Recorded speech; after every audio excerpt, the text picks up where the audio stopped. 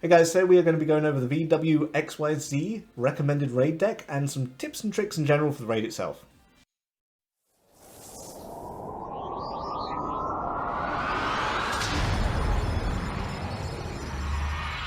Right, so this is the VWXYZ raid deck, and how many times do I need to say it? Invest in Elemental Hero Neos. It is...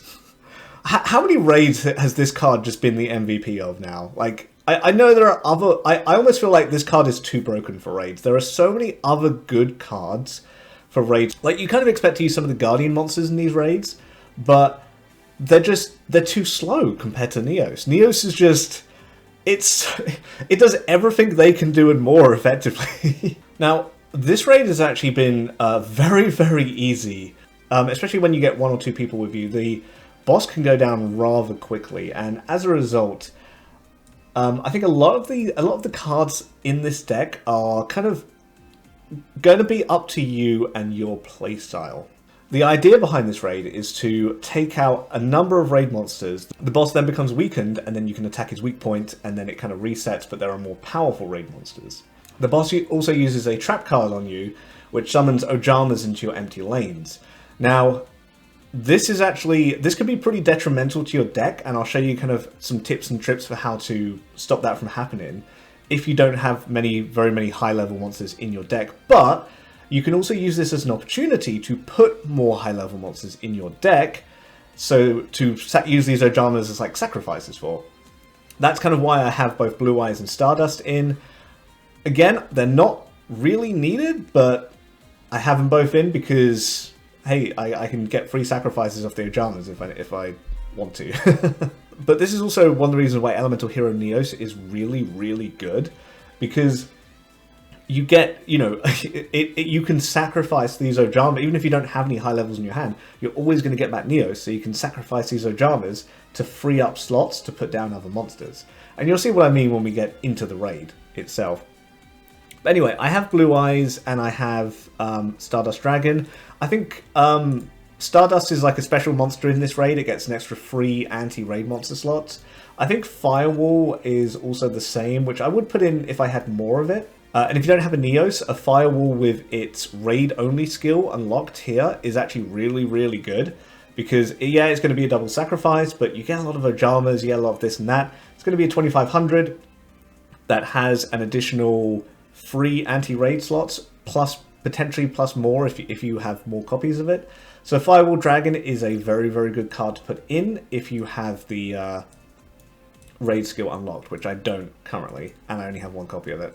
Now, Stardust I only have 2 slots for, and I actually think rather than the immunity to skill negation, I actually think probably anti-raid monster and 1 reincarnation are probably going to be better in Stardust's case. If you don't have this unlocked, if you don't have the free slot Stardust and this unlocked, that's perhaps the best way to go for. You'll get 2 runs of Stardust, and the first time he'll essentially have 4 of these if you only have 2 slots. Next time he'll get 3 of them. So yeah, Stardust is like definitely an okay one to go for there. But anyway, yeah, so that's why I have Blue Eyes in, that's why I have Stardust in. You have to destroy these raid monsters by battle, so putting on Blue Eyes' skill is kind of pointless. And then I literally just have in every low-level monster I have in with more than 1 slot that has anti-raid monster. That's basically the only thing you're going to be dealing with. The boss only does 1,000 damage to you per turn, so you might have noticed that I have basically no assist heals in except for Hip Hippo, which I basically use as a potential, sacrifice for Neos or Blue Eyes or Stardust. Same with Dark Resonator. Now, the only thing I can suggest for this is, and then some of the other monsters like Giant Soldier of Stone are just basically leftovers, and Ram Clouder are just kind of leftovers, like cards I've just put in as replacements. I think you guys can probably think about what cards you have that are going to increase their attack to the most and do the most damage to a raid monster, and then just put them in. We only have 2 spells, Mask Brutality and Intercept Wave. I'll try and show you the best time in the raid to use these. Needless to say, you want to basically use them against the Ojamas. Occasionally the boss will summon Ojamas, and occasionally you'll get there'll be a raid skill that will buff up the Ojamas to 5,000 attack points. This is what you want to save the spell cards for. This is also what you want to save like Blue Eyes and Stardust for, etc, etc. So that's why we have those in. Now, if you do not have an Elemental Hero Neos or a Stardust Dragon, I would put your Ace as your strongest boss buster monster. So Red Dragon Archfiend, for example, and anything that has boss buster and that will do as much damage to the boss as possible in the stun phase. That's what I would have if you do not have an Elemental Hero Neos. And as well as having that monster, I would also take out, say, take out maybe 3 to 4 of these monsters, at least 3 of them, like Giant Soldier of Stone, Zubaba Knight, Ram Clouder. I would take those out as well, and I would have in, again, some of your strongest boss buster monsters. Maybe one other double sacrifice one, but then the other 2 maybe being like level 4 monsters. The idea being that you may get to use them twice in this raid when you stun the boss, the first time and the second time, and you want to do as much damage to the boss as possible. So if you don't have an Elemental Hero Neos, that is what I would have as my ace. Now, as per what I've been doing from the last video, I'm trying to make a deck guide for, if you don't have too many of the cards. So here's what the deck looks like if you only have 2 slots, for each of your cards. It's a pretty simple one. You just sort of have on anti-raid monster, or you just have on what makes your monster as strong as possible. Now, I've also taken out Mask of Brutality in favor for anti-raid monster, as Mask of Brutality is a super rare. I think having in, if you don't have an Elemental Heroes, having in Butterfly Dagger Elmer could also be a good one for when you're attacking that weak point. And in terms of your, sort of the Ultras and Supers I have here, as I said again, anything you have which does the most damage. I think it's just the best way to put it. Some of it may be anti-boss, some of it boss buster if you don't have Neos, otherwise anti-raid monster if they have it. Just whatever you have that does the strongest damage, you can replace these with if you do not have them. Anyway, I just wanted to do that really quickly just in case it helps anyone. But let's get down to the raid and I will show you the techniques to use. Right, so you may have noticed the boss has summoned an Ojama for me to attack, which is going to be buffed up to 5,000. First of all, I'm using one of my monsters the only monster I have in my hand that doesn't have anti-raid monster to sacrifice for Neos here, and then I'm summoning Blue Eyes on the right side because the Ojama there is going to be buffed up to 5,000 attack. Now, I've been playing with the people I'm with currently for the last couple of levels, and I know that one of them has a Stardust, so all of my monsters are going to be buffed up by 1,000.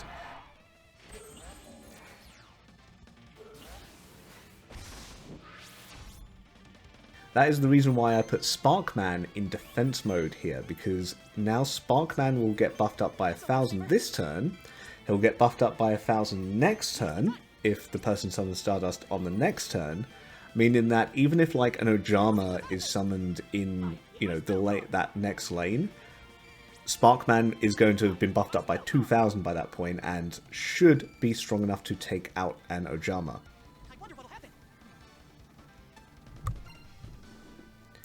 So this is just one of the strategies that I wanted to show during this video. If anyone does have a Stardust in their deck for this raid, or like a free slot Stardust, or cards that buff up your monsters like that, then a good strategy to use is to fill up all 3 of your lanes, making sure that you have one in defense mode, so it gets these buffs for the next turn. The other thing if you don't have a Stardust, the other thing I have seen people do is they'll preemptively send a monster down that lane and then put a second one down there. So on the lane Sparkman's in, for example, I would have put that in attack mode and then sent a second one down there if Sparkman wasn't strong enough to deal with whatever the boss summoned. That way, even if they summon, a 5,000 attack Ojama, you still have 2 monsters that are going to be able to battle it in one turn and hopefully defeat it.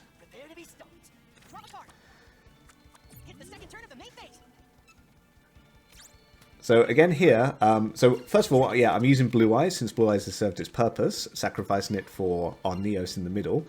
And here, very fortunate that we did get the buff up on Sparkman because of the boss's skill. Sparkman is going to lose all of its abilities, meaning it's not going to get any anti-raid monster stats from, or it's not going to reduce the raid monster stats from its ability. And again, I've put another monster on the right in defense mode to hopefully deal with, you know, whatever comes next in that wave. Putting the monsters, filling up all three of your lanes like this as well is also really good if you don't want to get an Ojama put in your lane. As you can see, the boss has a trap out where he fills each of the lanes with Ojamas. But this is entirely up to you, because if you have a lot of high levels in your deck, these Ojamas can be really good sacrifices, but if you don't have any way to sacrifice them, then they literally just fill up your slots and you will sort of not get to be able to attack the raid monster that turn. You'll have to switch your Ojama to attack mode, send it down the lane, and it won't do anything to the raid monster. So just be wary of this. Make sure to fill up the slots if you don't have, you know, if someone has a Stardust or if you don't have any way of sacrificing your Ojama. However, if you do have a monster in your hand that, you know, is like a Red Dragon Archfiend or a monster that requires 2 sacrifices, then maybe you want to let at least one Ojama appear in your lane, because then it will make getting that monster out that much more easy. And there you go, we've managed to stun the boss in 2 turns. And we're going in for our final attack here. Now, if you don't manage to kill the raid monster in the side lane, it will, the boss on the very next turn will teleport it into a random middle lane. It will not come to your middle lane, it will go to a random middle lane. So, even if you don't kill it, it's always best to weaken the raid monster as much as possible, because then your allies can hopefully then defeat it on the next turn. That's a lifesaver. Nicely done.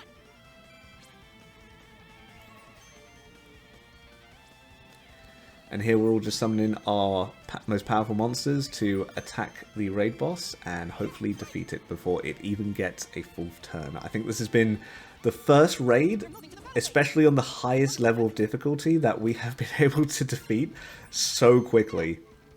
And I think a lot of this is in part to Neos. The fact that we can summon both Neos and Stardust and attack the boss every turn, not, you know, including the stunned phase like this. I really feel like this raid was set up so that you're only attacking the boss on the, you know, the 2 turns that you're stunning it. But not only are we able to attack the boss, we're able to do 4,500 damage with Neos almost every turn. But yeah, as we defeated that boss a bit quickly, we're going to hop over to another raid that I did here, where we actually go to a full phase. So I can just show you what happened. So here we have just completed the stunned phase. In the full phase, the boss gets back up, he summons the sort of robot factories again, and we get new raid monsters. However, you might notice that these raid monsters are a lot stronger than the raid monsters in the first wave. So if you are going for defeating the boss in 2 stunned phases, you definitely want to make sure that you take out, you get to that first phase as quickly as possible. Because this way, even though these raid monsters are stronger, we have turns 4, 5, 6, and 7 to deal with them, and then a final 8th turn to sort of deal with the boss in their new stunned phase, or, you know, their second stunned phase.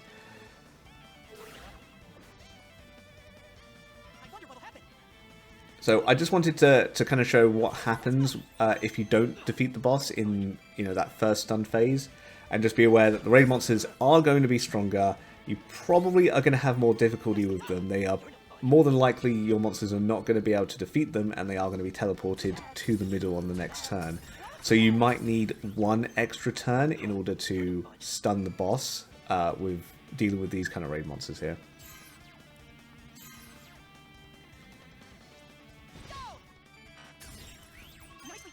And that has been the raid guide for the VWXYZ Dragon Catapult Cannon raid.